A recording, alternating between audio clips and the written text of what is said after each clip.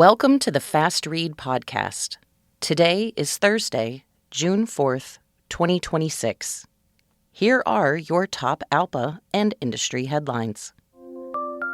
More than 165 pilot volunteers gathered in Washington, D.C. this week for ALPA's 13th annual legislative summit.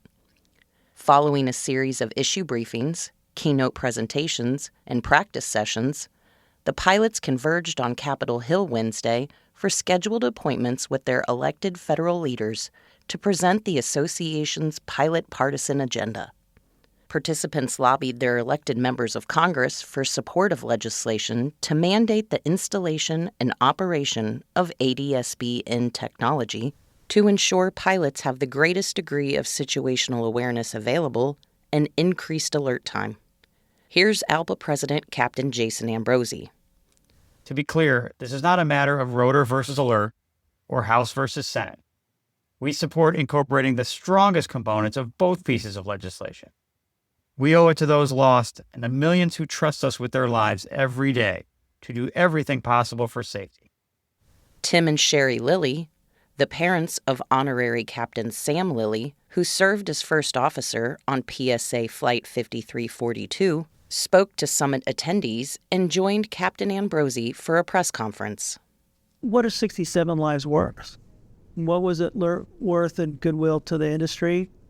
What was it worth? If I had all of Elon Musk's money, I'd give it every penny of it away for this narrative to have happened. And so the next families are going to feel that same way, I promise you. And it might be your family, right? Look for more details in an upcoming article on our website and in the August 2026 issue of Airline Pilot magazine. ALPA First Vice President Captain Wendy Morse and 24 fellow ALPA pilots in uniform represented the association at the dedication of a memorial honoring the 67 victims of the January 29, 2025 fatal collision between PSA Flight 5342 and a military helicopter. This memorial is located near Washington National Airport along the Potomac River in Alexandria, Virginia. Virginia Congressman Don Beyer spoke at the dedication, calling the collision a completely avoidable accident.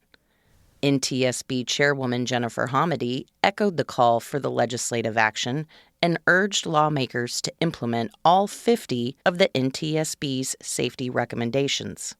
We are demanding that Congress adopt the strongest safety mandates in honor of the 67 lives lost in last year's tragedy.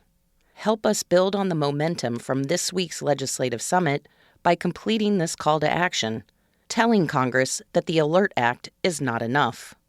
Learn how in the show notes. This week, Captain Ambrosi urged Congress to listen to aviation experts where it concerns safety issues in an op-ed published by Fox News.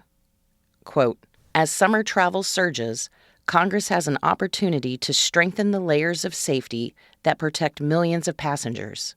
It should start by listening to the people who see the pressure building inside that system every day. Pilots." To read the full story, check the show notes.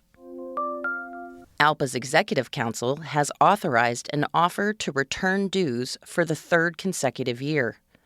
This year's offer totals $53 million, and all pilots who were dues obligated in 2025 are eligible. Next week, eligible pilots will receive an email from duesreturn@alpa.org with instructions on preparing to receive your dues return offer. For more information, check the show notes. That's all for this edition of the FastRead podcast. Until next week, stay safe and have a nice flight. This podcast is brought to you by the Airline Pilots Association. ALPA supports its pilots through a variety of resources, including DART, the Data Action Report Program. DART gives pilots one location to ask any question of their pilot group leaders and experts, and provides reporting with trackable, sortable data for their MEC to use. If your pilot group uses DART, you can find it in the ALPA app or at dart.alpa.org. Throw us a dart today.